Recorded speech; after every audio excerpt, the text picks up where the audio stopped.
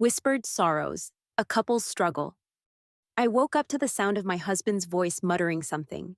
As I got up to go to the bathroom, I overheard him say, "I hate this life." My heart dropped.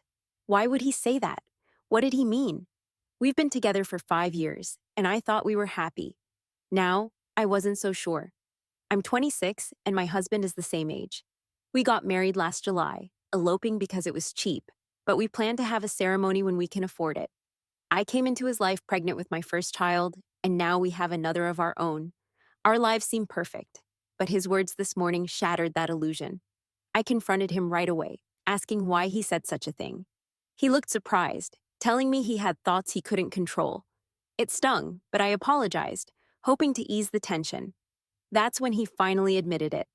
I thought everything was going well between us, but clearly, I was wrong. He tried to assure me it wasn't about me or the kids. He said we were his life, just as he was ours. Yet, I couldn't shake the feeling that something was deeply wrong.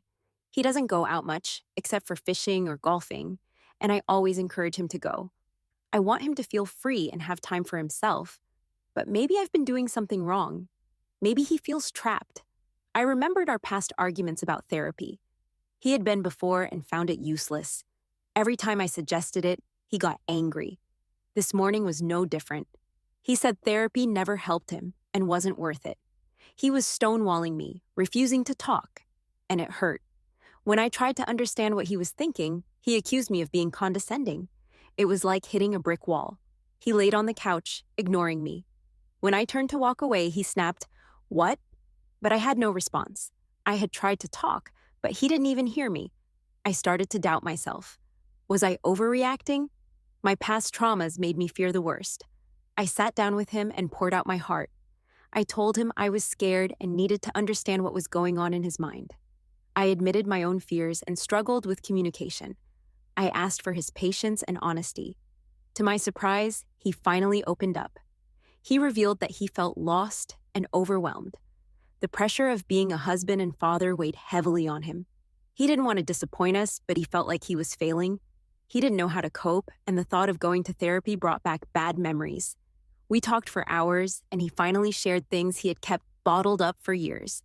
We made a plan to keep working on our communication, setting aside time each week to talk without distractions. We also discussed other ways to support his mental health, like trying new activities together or finding support groups. The road ahead isn't easy, but we are determined to face it together. We know we have to keep working on our relationship and stay open and honest with each other. We don't have all the answers, but we understand the importance of being there for each other no matter what. It's a continuous effort, but we are ready to take it on together.